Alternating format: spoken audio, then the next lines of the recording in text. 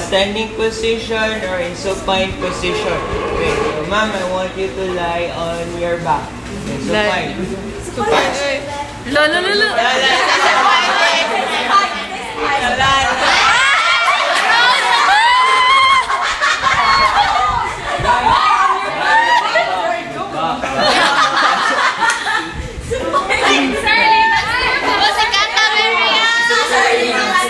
Gawin ako lie on your back.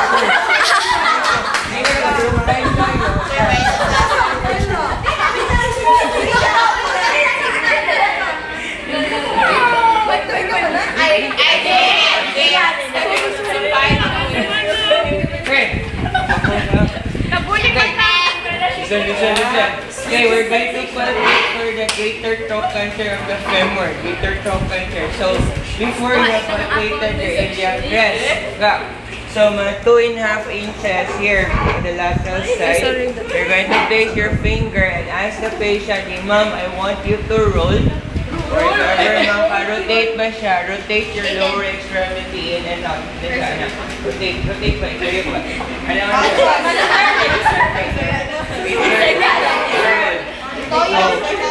Then palpate it here. Sige. Tuyo.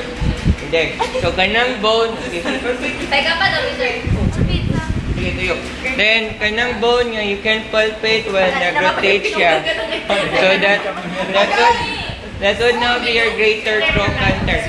You can palpate it on your own. Kung mubarog ka, so slightly flex mo. Sweet. Feel. You can feel the bone, ha? Okay na. Oh yeah, usay na gito igo din mo palpate nimo, but just to confirm na wag niya siya, you can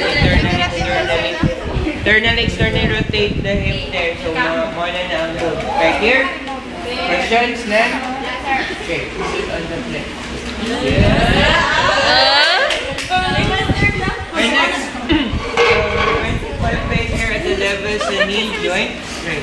So extreme side sa knee, extreme side na stringent side na palpate. So you can now palpate for the femoral epicondyles. So epicondyles na siya. So the medial side, so medial, the lateral epicondyle. Na palpate. Inyo man yung na-identify nga sa lab. Palpate. So man na siya ang epicondyles. Okay.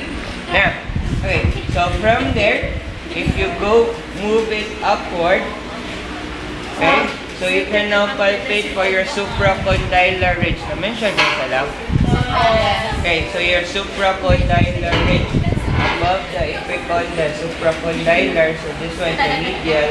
This one would be the lateral.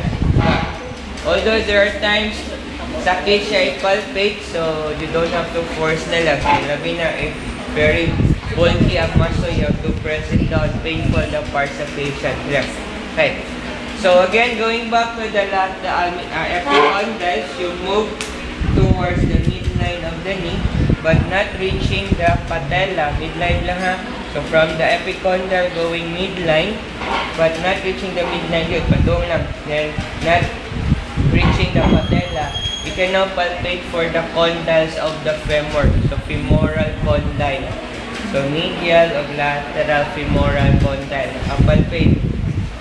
Palpate. Yan siya. Na. There. So, then, further going towards the midline, you now have the patella. So, muna niya ang patella. Okay. So, next. Okay, after the patella, you move further down. Okay, further down there at the center. You can palpate a bony protrusion there. That would now be your tibial tuberosity. So, gikan sa patella, go down. There, kani siya. You have now have your tibial tuberosity. Okay. From your tibial tuberosity, you try to move towards the lateral. Because sa tibial tuberosity, you move towards the lateral. You can now palpate for your tibial condyle. So, medial tibial condyle, lateral tibial condyle. Palpate. So, from the tibial tuberosity, there's then you go sidewards, so tibial condyle. So tibial condyle, femoral na siya. So tibial tuberosity, here ka na siya. Kani, femoral condyle na siya. Ha? Sa tunga ang tuberosity. When you go laterally, tibial condyle. Palpate. Okay, wala palpate ha. Okay, there. Ha. Okay. Then, okay. So from your lateral tibial condyle, you move further a little bit below lang ha. Then, posterior. Gikan sa lateral tibial condyle, move a little bit below. And posterior, na mo protrude there at the side, you now have the head of the fibula. Palpate. There, so you have the head of the fibula. Ano? Okay.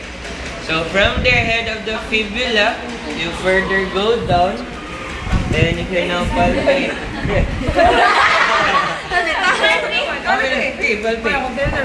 Alam ko na nag-one mindset, bati ba for baka. Okay, so you can now palpate for your lateral malleolus.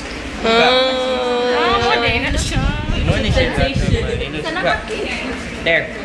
Okay, now. Okay. From your tibial tuberosity, if you're going to trace that further down sa imong leg, you can now palpate for the shin. Wow. Shin din siya. Wow, now. Okay. Okay, there, ha? Okay. Then, and on the lower part of the foot, kani siya, opposite to your lateral, kani siya, that would now be your medial malleolus. Okay, medial malleolus. Ano? Ano siya? Ano? Next. Ano? Okay, we're going to proceed now towards the tarsal bones. Okay. So for the talus, as the subject, okay, ma'am or sir, I want you to move your foot downward. So plantar flex. Yeah, between the two malleoli, between the two here, this one. So you now have your talus. Plantar flex, then you now can have palpate for the talus. Okay. There. So gahi lang na sa tendon kung ever you want to reach painful center. Oh, between the two malleoli. Okay, relax. Okay, next. Your calcaneus. Okay, so calcaneus would be this one, your heel. So that would now be your calcaneus. Okay. Certain bony parts of the calcaneus. Relax na ha. Okay, this one. So medial malleolus going down there further mga 1 inches or 1.5 inches. This one, pag-lisod siya, palpate kay tago siya.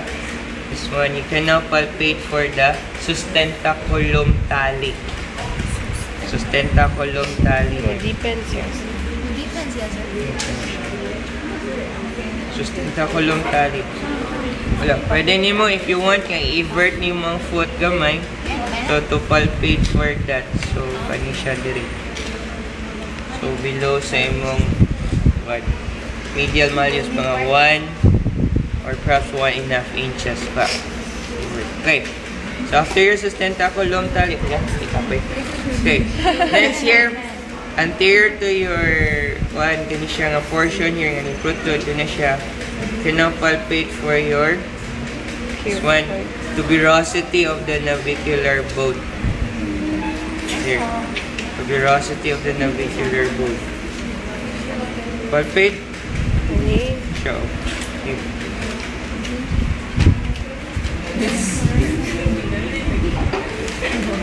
Ha. Tuberosity of the navicular bone. Oh. Okay, next. So after the tuberosity of the navicular bone, further a little bit forward, you can now palpate for the medial cuneiform. Medial cuneiform. So tuberosity here, the medial cuneiform. Medial. Tubangan na here. So medial cuneiform. Okay, after the medial cuneiform, this would now be your first metatarsal. Okay, so ang base sa lisod kay palpate, so basta level shaft. Sa yun na palpate ang shaft of the first metatarsal. then ang head, well, you just ask the patient, okay, ma'am, I want you to bend your toes. So, kaning siyang nigawas rounded, so that would now be the head of the first metatarsal. Yeah, next na would be the base of the proximal phalanx. This would now be the shaft. Yung kaning siyang nilingin, that would now be the head. Upad niya would be the base of the distal phalanx, the shaft, ang tip would now be the head. Yan na. That is toward the medial side. Lateral. Kailan mo? Okay, sakit na. Ay, pag sa akin. Okay. Next, okay. So, inferior to your lateral malleolus, the levels ay mong calcaneus, kani siya. So, you now have your peroneal tubercle. Okay, peroneal tubercle. Palpate, peroneal tubercle. Joke ko po. Wala man tingin mo dyan. Dili like. Ang below lagi kayo. Hindi siya, sir.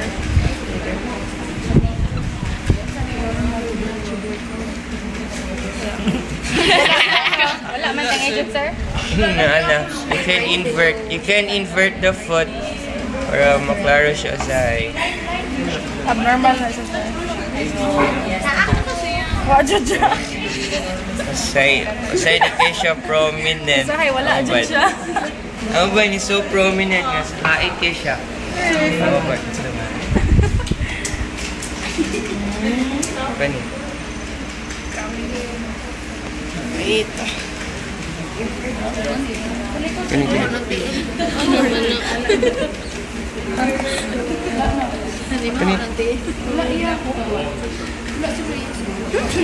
Wait.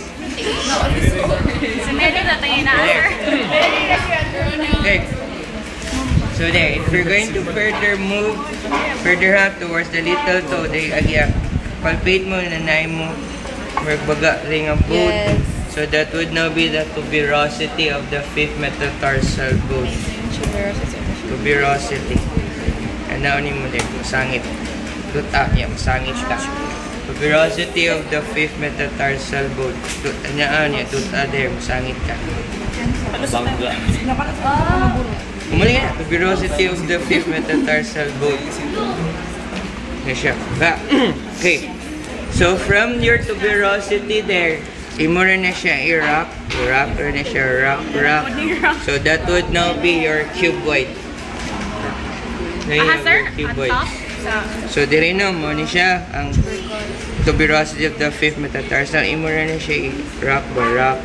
So mo na siya ang cuboid. So you have your cuboid. Now, okay. So straight that up. Okay. So we finished on the medial cuneiform a while ago. So further lateral to your medial cuneiform would be your middle. So level siya sa second metatarsal. So this would be your medial cuneiform. Yung lateral here. So level sa third metatarsal. So basta level na siya sa imong medial cuneiform. Then level sa second metatarsal would be your middle. Then lateral would be level sa third metatarsal pa. Okay. So next, the other metatarsals. So again, this will be first, second, third, fourth, fifth. Ask the patient to bend again. So, sir, miss, I want you to bend your toes. There. So kaning nigawas, kaning rounded. So you now have the head. Then base. Then base of the proximal phalanges. Katuha head of the metatarsal bone. Then follow na ang base. After na ang shaft. Yan mo na ni ang head of the proximal phalanges. Head. Yan, after na ang base of the distal phalanges. Then next would be now the shaft. Shaft. Yan, if di makabend further ang patient, kamo na lang bend or subject, then kanang ni koan, you now have the head of the middle phalanx. Yan, follow na ang base.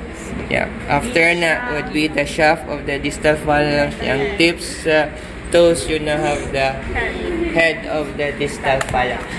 Okay? Sige, study.